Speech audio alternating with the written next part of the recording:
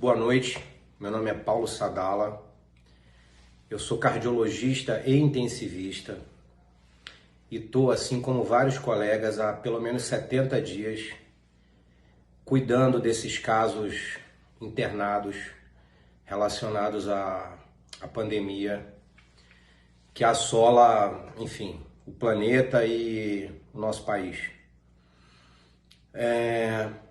Eu venho aqui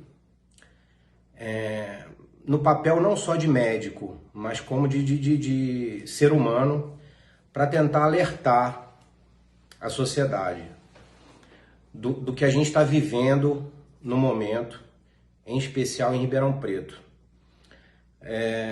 A sensação que eu tenho, sinceramente, é que as pessoas elas não têm de fato a dimensão do que está acontecendo. Me parece que as pessoas elas só vão entender o que está acontecendo quando isso acontecer, quando ocorrer, ou com algum parente, ou com algum vizinho, porque não é possível que as pessoas... Eu não consigo entender. As pessoas não tomarem as devidas providências. Então, eu trabalho em algumas UTIs em Ribeirão e região. Nas que eu não trabalho, eu tenho grandes amigos, inclusive alguns dados me foram dados agora por um amigo que está lá dentro do covideiro, porque é assim que a gente chama o local que ficam os pacientes infectados pelo Covid-19, e acabei de falar com ele nesse exato momento. Então, os dados que eu vou dar para vocês são dados meus, do que eu estou vivendo nesse exato momento, e dados de colegas e amigos que estão vivendo essa pandemia nos últimos tempos. Por quê? Porque essa doença, para quem não sabe, inicialmente era uma doença de rico, classe média alta e alta. Sim, é isso mesmo. Porque pobre não vai para a China e pobre não vai para a Europa. Então, quem trouxe essa doença para o país foram ricos, tá? E leitos privados de UTI inicialmente não faltaram. E a chance de faltarem é menor do que os leitos públicos, né? Porque a doença que inicialmente era de rico virou uma doença de pobre. É isso mesmo. A maioria dos doentes infectados no momento são pobres. E os leitos para os pobres do Sistema Único de Saúde estão acabando, tá? Então eu tenho uma cola aqui que eu fiz as anotações e fiz as porcentagens que eu vou passar para vocês na esperança de fazê-los entender o que está acontecendo. Uma vez que vocês só vão entender na hora que acontecer com o vizinho ou com o parente próximo de vocês.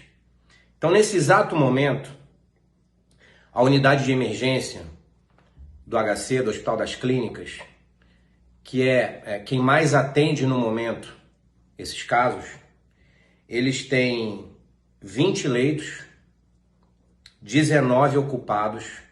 Os 19 estão entubados nesse momento, portanto uma ocupação de 95%.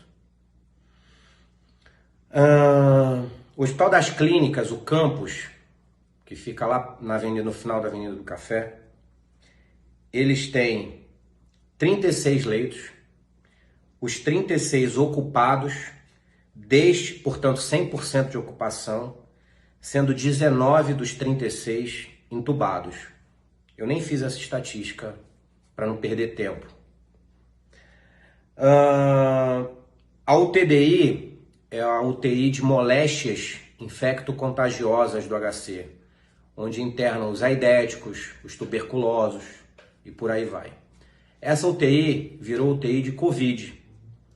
Ela tem 20 leitos. Os 20 estão ocupados. Nesse momento, o HC, o Hospital das Clínicas, está abrindo A primeira UTI de leito extra. Leito extra. Porque os leitos destinados à terapia intensiva estão todos ocupados. São mais 10 leitos extras. Na Santa Casa de Ribeirão, que talvez seja o segundo serviço que mais atende esses casos, inclusive da rede privada também, além da rede pública, tem 22 leitos disponíveis, 18 ocupados, uma ocupação de 82% dos leitos, tá? Haverá leito extra? Provavelmente sim, ok? Quantos a gente ainda não sabe, porque depende de toda uma dinâmica e funcionamento e etc. O que eu quero que vocês entendam, muita gente me pergunta assim, mas a UPA tá vazia. A UPA tá vazia e ela vai ficar vazia, por vários motivos. Primeiro, porque quem tem sintoma leve não tem que ir para a UPA, tem que ficar em casa. Então, se não vai para a UPA, não enche a UPA. Segundo, porque quem tem problemas mais a menos está orientado para não sair pelo menos estava orientado para não sair de casa. Terceiro, as consultas ambulatoriais que ocorrem nos postos de saúde, nas UPAs, estão canceladas. Então, esses pacientes que normalmente iriam à UPA fazer sua consulta com cardiologista, com endocrinologista, com pneumologista, esse indivíduo não vai mais, porque as consultas estão interrompidas.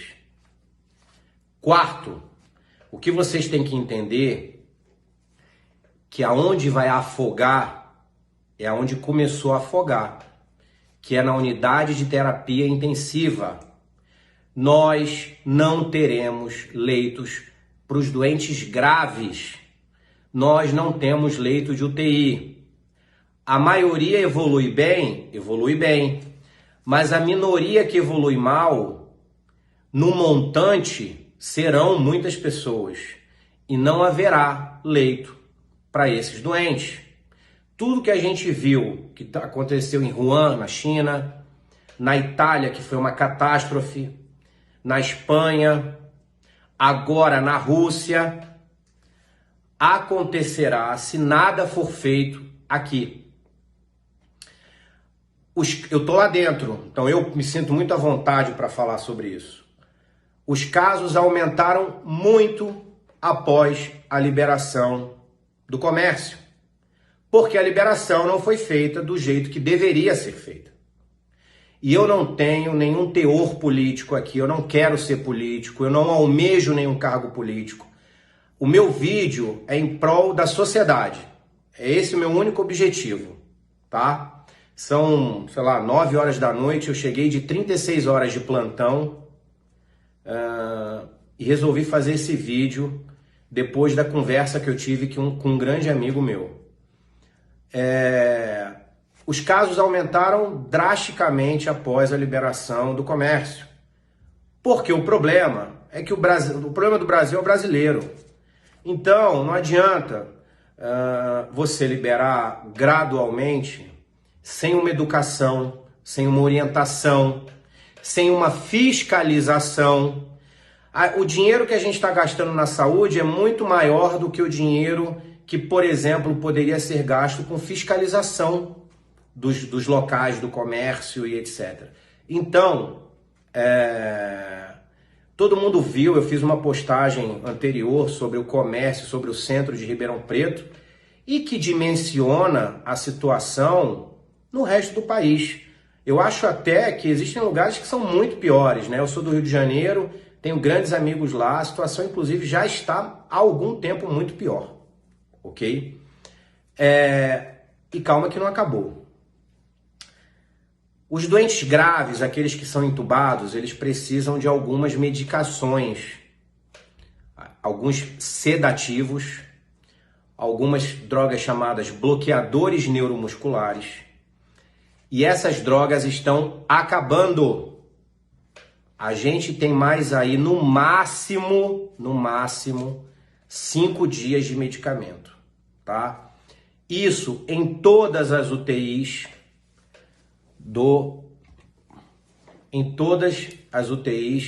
de Ribeirão e região.